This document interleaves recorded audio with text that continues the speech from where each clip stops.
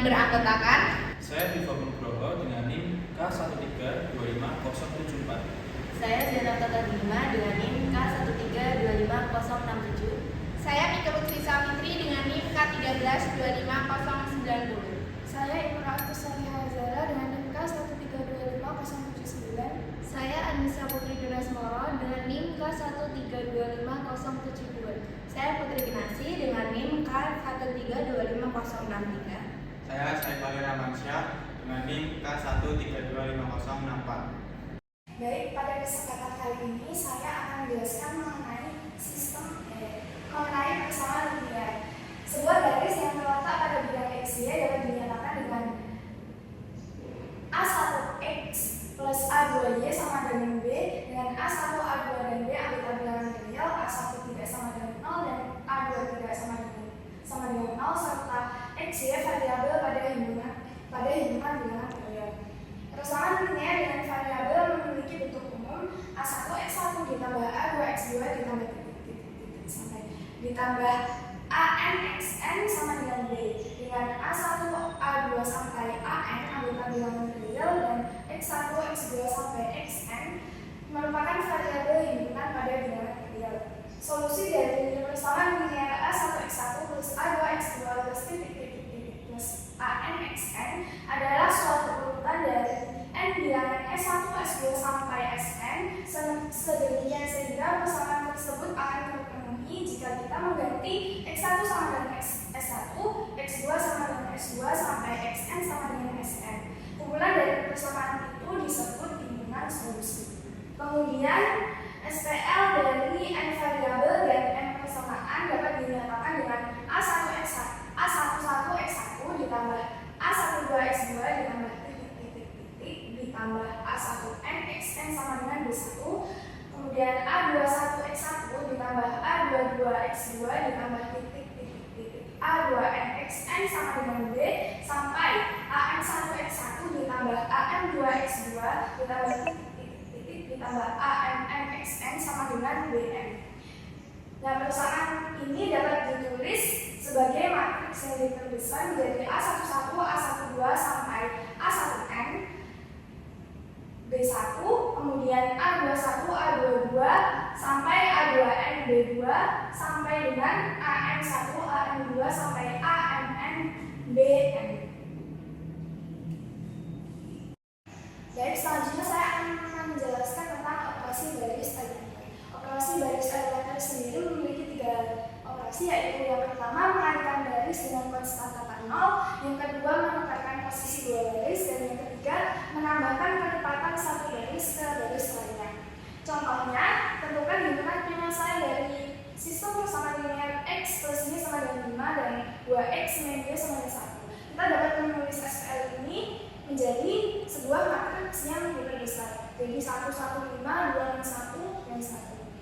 2, 1, 1. Kemudian kita dapat menambahkan baris kedua dengan 2 negatif 2 kalinya baris pertama, sehingga diperoleh 1, 1, 5, 0, 3, 9. Kemudian yang baris kedua ini kita kalikan dengan negatif 1/3 dari baris kedua untuk menemukan satu utama pada baris yang kedua, sehingga diperoleh 1, 1, 5, 0, 1, 3.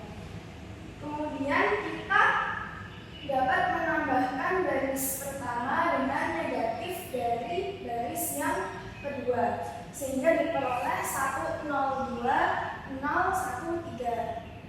Dari ini kita memperoleh X1 sama dengan 2, X1 sama dengan 2 dan X2-nya sama dengan 3, sehingga himpunan penyelesaian dari sistem persamaan linear ini adalah X1 sama dengan 2 dan X2-nya sama dengan 3. Berikutnya kita akan membahas eliminasi Gauss. Pada sebab ini kita akan belajar untuk merapikan matriks dari suatu persamaan linear hingga ke bentuknya yang paling sederhana. Yang mana dari situ kita bisa melihat langsung nilai dari suatu variabel dari bentuk matriks yang paling sederhananya itu.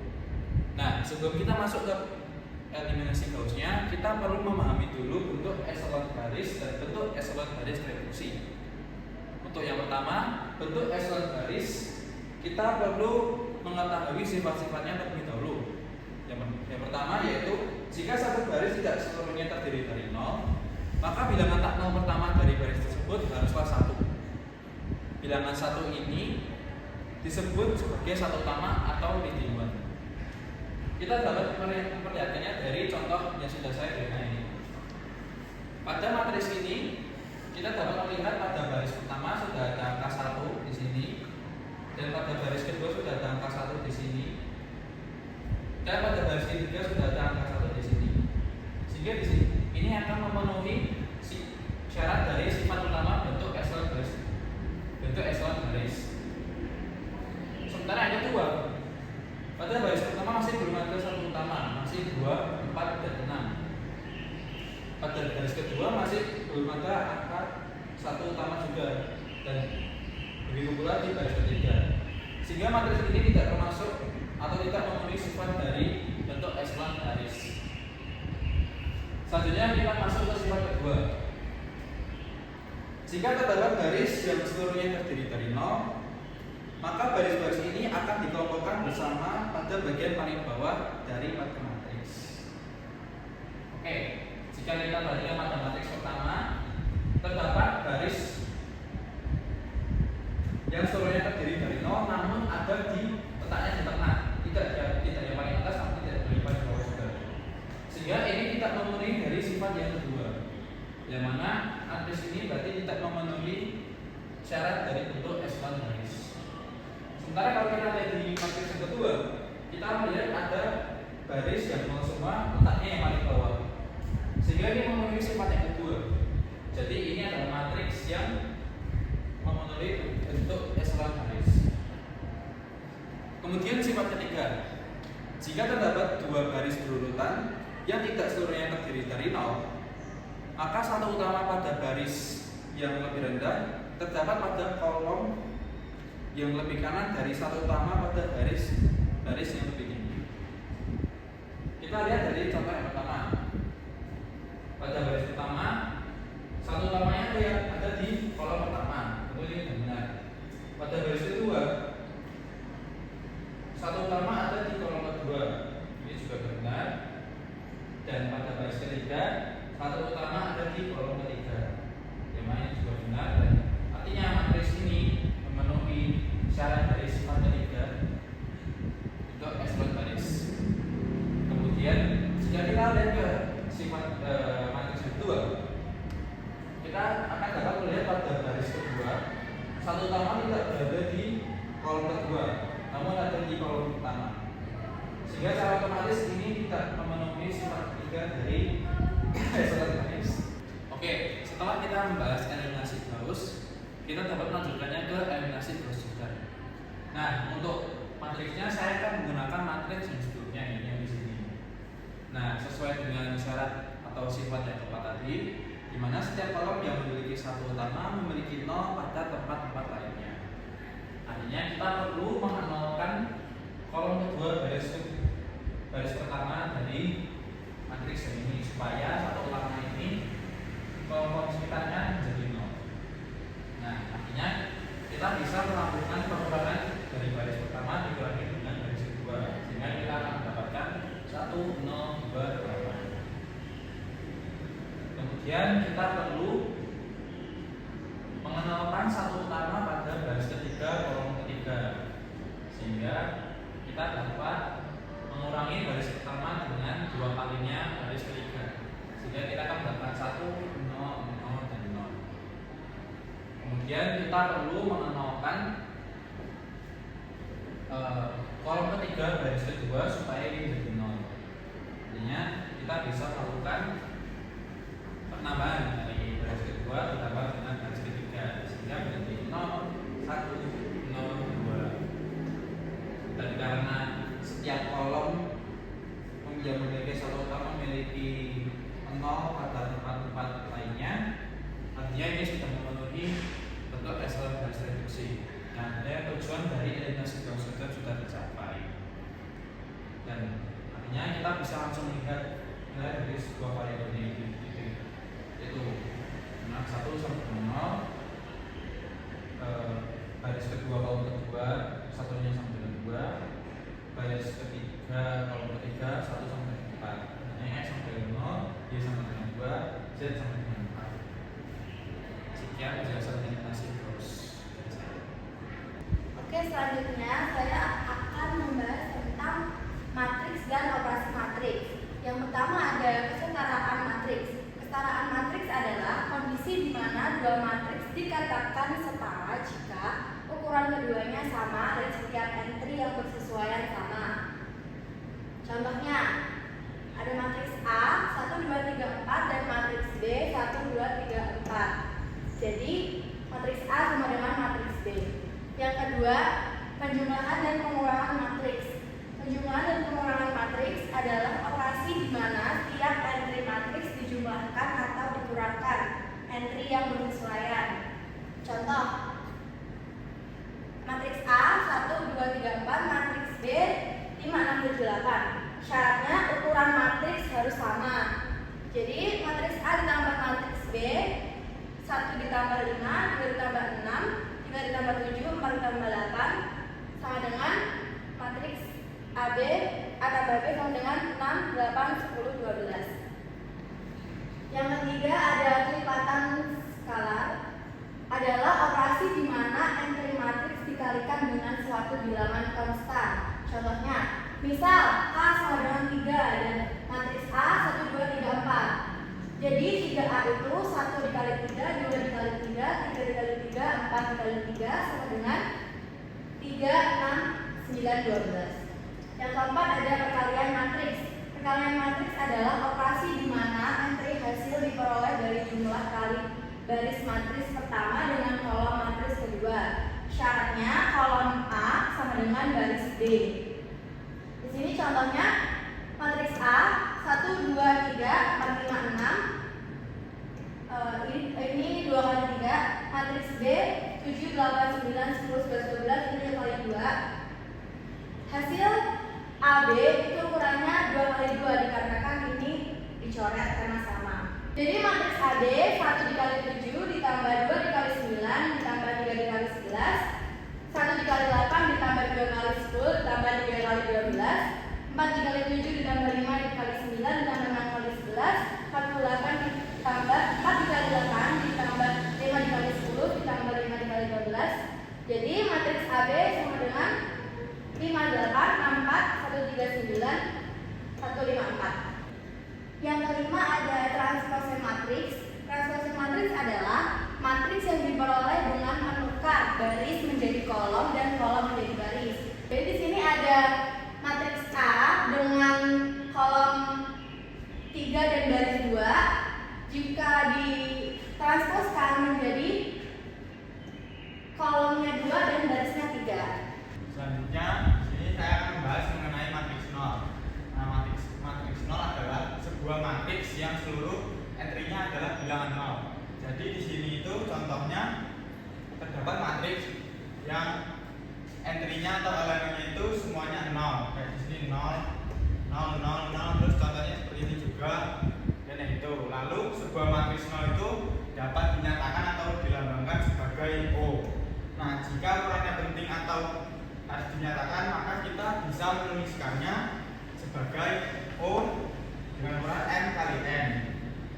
Nah itu, sini ada teorema 143. Jika R adalah bentuk epsilon baris tereduksi dari matriks A n kali n, maka terdapat dua kemungkinan. Yang pertama itu R memiliki satu baris bilangan 0 atau R merupakan matriks identitas IM.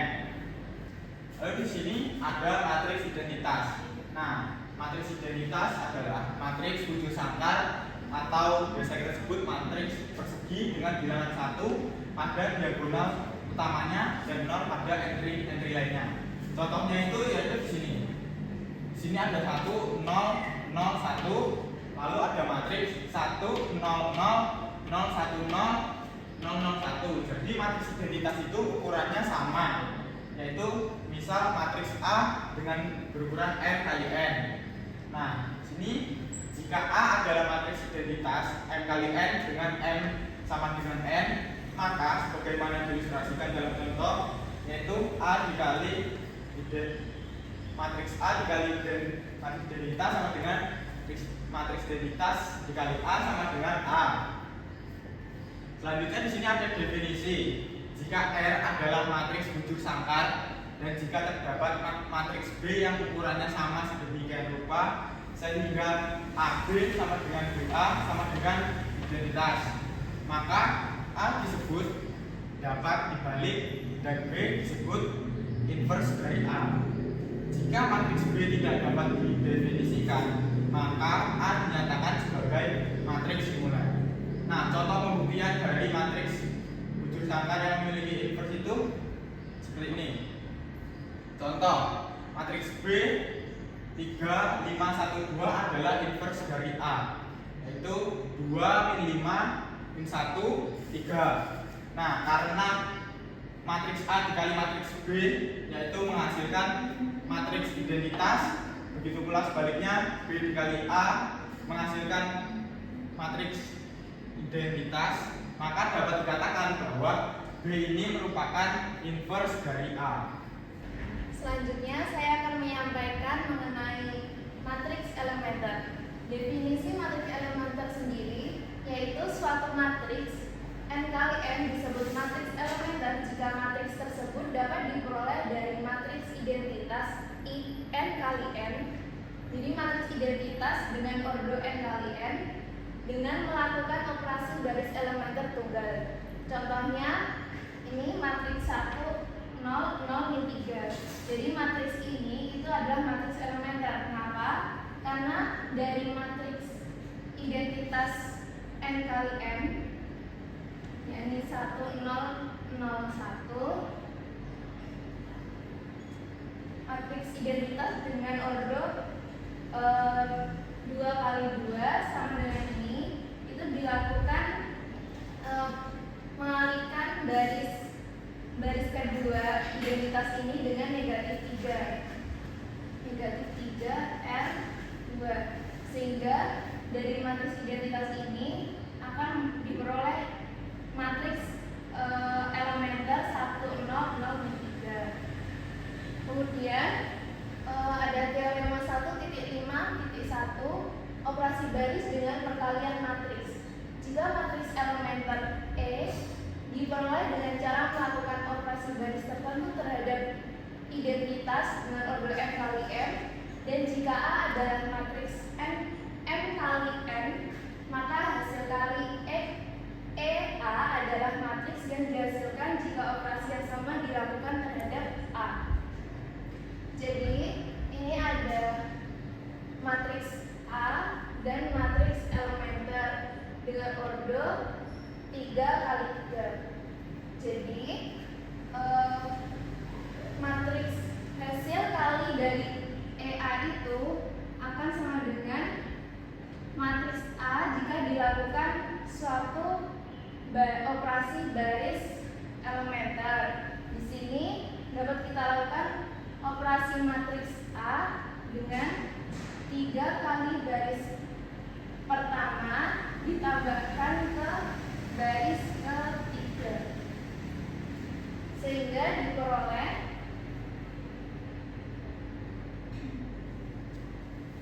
ini tetap 1, 0, 2, 3, 2, min 1, 3, 6. Kemudian yang baris ketiga dilakukan operasi 3 kali baris pertama ditambahkan ke baris ketiga, berarti 3, 1, 3, 4,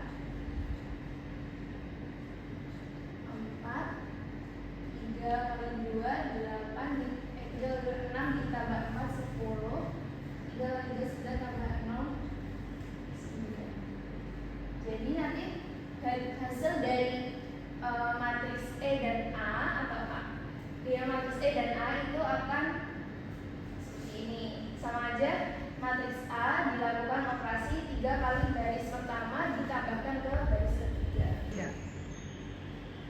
Selanjutnya metode untuk menentukan inverse matrix. Jadi untuk menentukan inverse matrix pada subbab ini kita menggunakan operasi baris elementer. Apa saja operasi baris elementer itu? Yaitu yang pertama mengalihkan baris I dengan cetak 0. Cetak 0 itu konstan kedua, menukarkan baris I dan J. Yang ketiga, menambahkan C kali baris I ke baris J. Ini contohnya, ini adalah matriks A yaitu 1, 2, 3, 4. Kemudian akan dicari inverse-nya. Inverse-nya itu untuk mencari inverse-nya berarti kita sandingkan dengan matriks identitasnya, yaitu dengan operator yang sama 2 kali 2 matriks 1 0 0 1. Kemudian dilakukan operasi baris elementer, baris kedua dikurangi 3 kali baris pertama, diperoleh matriks ini. Selanjutnya dilakukan operasi baris elementer lagi, negatif setengah dari baris kedua, diperoleh matriks ini. Kemudian dilakukan lagi operasi baris elementer, baris pertama dikurangi 2 kali baris kedua, sehingga diperoleh matriks ini. Nah, kalau dari matriks yang awal, matriks A itu jika sudah menjadi matriks identitas seperti yang di sebelahnya, maka inverse-nya adalah yang disebut, yang awalnya tadi adalah matriks identitas, yaitu yang negatif 2, 1, 3/2, negatif 1/2.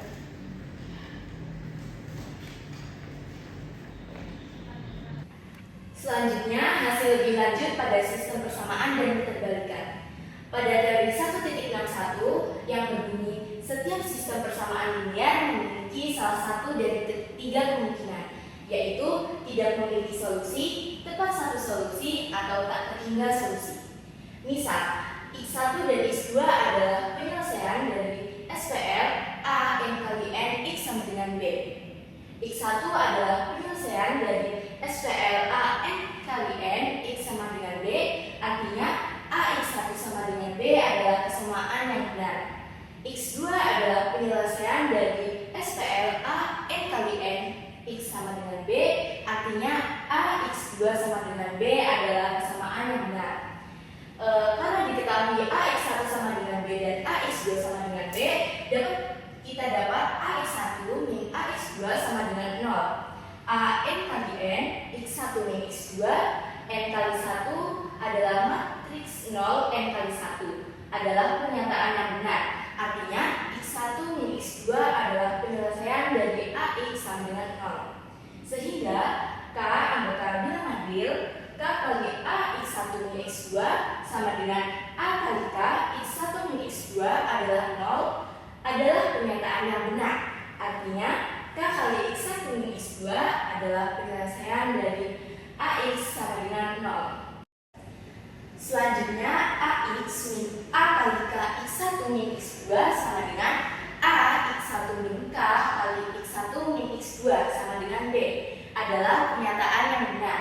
Artinya X1 min K kali X1 min X2 adalah penyelesaian dari AX sama dengan B. Selanjutnya pada teorema 1.62 berbunyi jika A adalah suatu matriks N kali N yang dapat dibalik, maka untuk setiap matriks B N kali 1, sistem persamaan AX sama dengan B memiliki tepat satu solusi, yaitu X sama dengan A inverse B. Diketahui suatu matriks pada baris ketiga entry-entry-nya hasilnya 0 semua dan memiliki hasil akhir 4. Dapat kita tulis persamaan pada baris ketiga ini menjadi 0x1 ditambah 0x2 ditambah 0x3 sama dengan 4. Persamaan terakhir pada matriks ini tidak dapat dipenuhi, maka sistem ini tidak memiliki solusi. Perhatikan sistem persamaan linear. Diketahui 3 persamaan, yaitu x1 ditambah 2x2 ditambah 3x3 sama dengan 5, 2x1 ditambah 5x2 ditambah 3x3 sama dengan 3, dan x1 ditambah 8x3 sama dengan 17. Kita diperbesar menggunakan matriks. Ini merupakan persamaannya dan ini merupakan hasilnya. Di sini kita akan mencari A inverse, kita bisa menggunakan metode Gauss-Jordan. Lalu terbentuk matriks seperti ini, kita kalikan B2 dikurangi 2B1 dan B3 dikurangi B1. Dihasilkan matriks seperti ini Kita lakukan kembali B3 ditambah 2B2. Kemudian dihasilkan seperti ini dan kita kalikan B1 min 3B3, B2 ditambah 3B3. Selanjutnya didapatkan matriks ini. Lalu kita kalikan kembali B1 dikurangi 2B2. Dihasilkan sebelah kiri sudah menjadi matriks identitas dan sebelah kanan merupakan A inverse. Lalu kita akan mencari nilai X, X1, X2, dan X3. Kita bisa mengalihkan A inverse ini dengan B. B ini yang kita ketahui adalah hasil dari persamaan ketiga persamaan yang tadi ya. Lalu kita kalikan dan didapatkan X1 sama dengan 1, X2 sama dengan 1, X3 sama dengan 2. Jadi himpunan penyelesaian dari sistem persamaan linear ini yaitu X1 sama dengan 1, X2 sama dengan 1, dan X3 sama dengan 2. Oke, selanjutnya yaitu matriks diagonal, matriks segitiga, dan matriks metrik. Yang pertama adalah matriks diagonal. Dikatakan matriks diagonal yaitu suatu matriks bujur sangkar yang semua entry-nya yang tidak terletak pada diagonal utama adalah 0. Contohnya 2, 0, 0, min 5. Dan 1, 0, 0, 0, 1, 0, 0, 0, 1. Terus yang kedua yaitu matriks segitiga. Matriks segitiga itu ada dua. Yang pertama yaitu matriks segitiga atas, yaitu matriks bujur sangkar yang semua entry di bawah diagonal utamanya adalah 0. Contohnya A11, A12, A13, A14, 0, A22, A23, A24, 0, 0, A33, A34, dan 0, 0, 0, A4. Ini adalah matriks segitiga atas.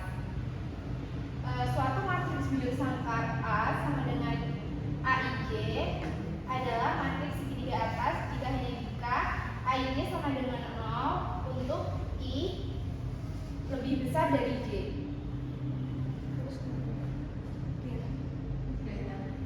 Selanjutnya yaitu yang nomor 2, matriks segitiga bawah, yaitu matriks bujur sangkar yang semua entry di atas diagonal utamanya adalah 0.